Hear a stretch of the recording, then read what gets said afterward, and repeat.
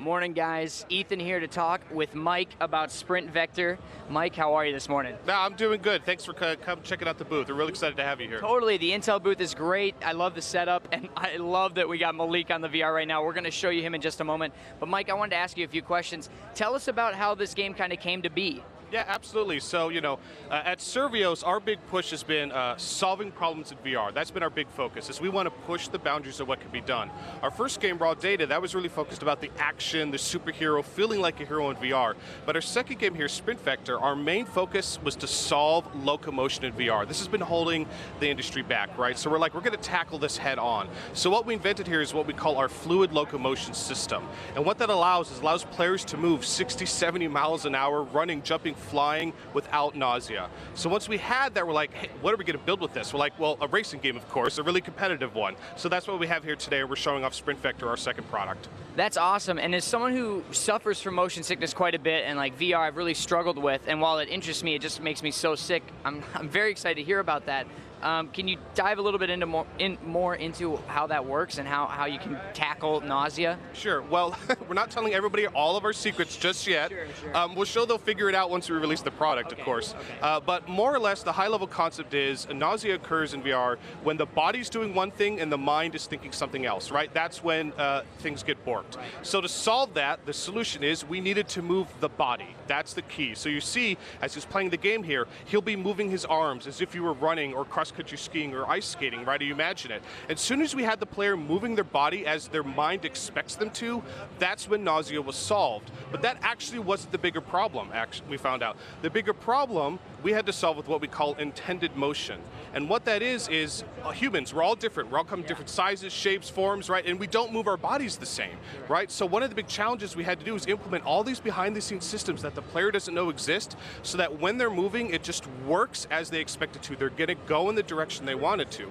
One example of that is, naturally as humans, we move our arms back and forth. We go left to right, right to left. Well, the problem is they would snake along the course. Well, that's not how you would want to run. So we actually have an invisible cone that appears. The player doesn't see it. It's all behind the scenes. So that as soon as they start moving, as long as they pull in the direction they're looking, they're just going to go in the same direction they intend to go. So that's one of the many secrets behind the system. Very cool, man. So we've talked about what behind the scenes, like the workings behind the scenes, but can you tell us a little bit about the game now? Because I see my co-host, Malik, looking awesome, looking ridiculous. Can you tell us a little bit about the game? Yeah, absolutely. So Sprint Vector itself, no one's ever played anything like this before, so we had to kind of invent a new name for it. We're calling it an adrenaline platformer. And the reason why we're calling this really is the first time a video game has both been a merger of the digital and the physical. You see him playing the game, he's pumping, he's moving, he's exercising, right? He's having a great time. So this is something new. People have never done this before. So the game itself, it's a very competitive focused game. Right now at the show, we're just showing off 2 players, but the final product will have up to 8 players racing simultaneously in VR. It'll be amazing. If you don't have enough people to play with, don't worry, there's AI, so no problem, we'll fill it up. On top of that, players will get a whole bunch of items. They'll get, boosts, they'll get nitros, they'll get some missiles, they'll get some other things to interact with the other players. And additionally, there's a whole bunch of courses to come out in the future. We haven't shown them all yet, but I would expect some hazards and traps to show up along the way. Very cool, man. Very cool. I love, yet again, I just can't get enough of watching Malik run. This is so funny. It looks like a blast. It really does. How's reception been so far at PAX? Oh, it's been fantastic. I mean, we have huge lines of people wanting to check it out. Everyone puts the headset on and they just come out with smiles on their faces. That's the most gratifying thing for us as developers, right? To see people having a great time.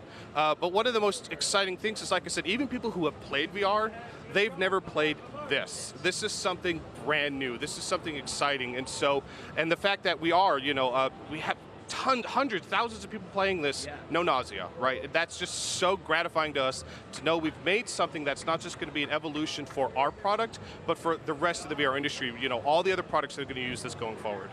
That is amazing. So you've had a ton of people here at PAX and no one's really complained of nausea? No, not at all. That is shocking. I mean, I get that you claim that, but like that's impressive, man. Congratulations. That's a big deal. It is a big deal. In fact, we first unveiled this at previous shows and such, and it's the same thing reaction. Every time we tell people we've solved locomotion, we've solved nausea, they don't believe it, right? You have to try it. Just come to the show, check it out. We're actually up on Steam right now, so people can check out the Steam page. They can wish list it. They could sign up for the closed beta. All I got to say is you got to try it. All right, that's good to know. That's good to know. Malik, how was it? How was it? It was exhilarating, so much fun. I feel like I got a full workout. My arms were swinging, I was having fun. A smile was on my face, it was great. That's awesome. Yeah. So, do you feel nauseous at all or anything like No, that? I feel great. It's super fast, super smooth, so I feel good. I feel ready to go again, actually. So Okay.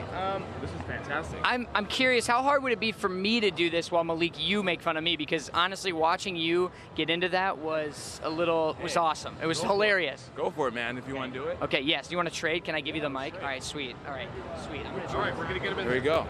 That was fantastic. Awesome. I thought it was really fantastic because there are a lot of games where you're not sure exactly how to move or how to do some of the game mechanics, but it was pretty self-explanatory, just kind of like the running motion, right? Is that kind of what you guys going for with simplicity? Yeah, I mean, that is the big challenge. I mean, you just played it yourself, right? And the big thing is, as I was explaining before, we're humans. We all move our bodies differently, right? Sure. And we had to make the system so that it doesn't matter how people move their bodies, whether they do the doggy paddle or whether they do the cross country or whether they're the professional jogger, the system just needs to work. And as you saw it yourself, you know when you went off course or you did the wrong direction, you know the game didn't mess up, you knew you messed up, right? And so you're like, oh, I could get better at this. That's the amazing thing about this is because this truly is the digital and the physical merging, you can physically get better at this product, right? You can you should see some of our QA at work. They are gods at this thing. They're so amazing. And they play it for hours. They are getting so fit playing this. Holy crap, they're just playing it hours each day, and they're just incredible at it. Awesome. You mentioned being fit. My arms feel a little tired holding this mic. It's hilarious. So there are some power-ups in the game, specifically Nitro. Can you tell us a bit more about some of the other power-ups that we can expect in the game? That's right. So what you would expect from other, let's say, competitive racing games in colorful environments. There will be some interesting courses coming out in the future. What you were playing is actually the beginner course. That's the newbie course. You can't get killed on that. Future courses, let's just say there will be some traps, there'll be some pits, some boulders, other fun things coming out in the future, and the items as well. So it is a competitive racer, right? So beyond the physical aspect, mastering the system, there will be, boosts, there will be nitros, there will be missiles, there will be a lot of other things coming out for now. But players, if they really wanted to truly be a very competitive, because we are focusing on allowing this to be an esport contender. So if they want, they'll be able to turn those off in a custom mode. So if you want to remove the random factor, you'll be able to. Awesome. Now, I don't know if Ethan asked about this, but we were on a snowy course. What are some of the other kind of courses that we can expect? Any like environmental obstacles that we can expect? Let's talk about some of the courses. Yeah, I mean, we haven't shown all of them yet. What we did show before, you did see kind of the snow course, kind of the winter wonderland there. We have kind of our arid course, a more deserty Egyptian-themed course that we were showing before in some of the earlier demos. We haven't unveiled the other courses just quite yet, but yes, you could expect environmental hazards themed to those courses to start showing up. Ooh, so good. We're watching Ethan get set up here. I can't wait to see how he does. It's going to be great. Ooh, it's going to be so good. So what are some other things that, besides some of the courses and some of the power-ups, what are some of the other variances in the races that gamers can expect?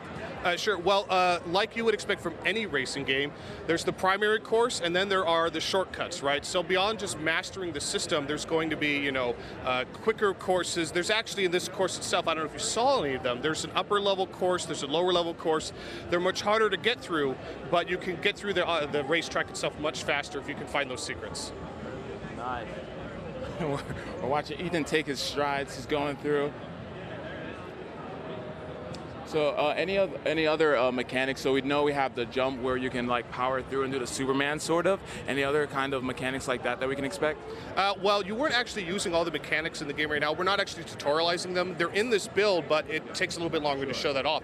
So there's the running itself, right? Then of course there is the jumping, and there you can double jump. I don't know if you knew you could do that. There's the Supermaning, flying through the air. On top of that, there's also we have kind of a ground pound mechanic as well, because it's actually faster to run on the ground. It's faster to run than it is to fly.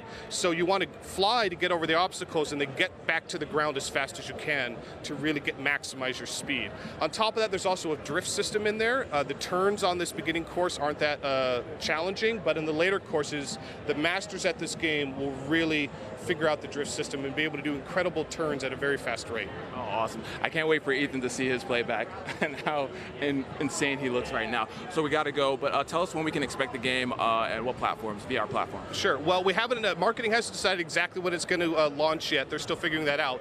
But it will be on the Rift. It will be on the Vive, and you can expect it on other platforms as well. Our Steam page is up right now. People can wishlist this, and they can sign up for the closed beta, which we will be having later this year. Awesome, Sprint Vector. Thank you so much for joining us. And back to the rest of the show. Stay tuned for more fun.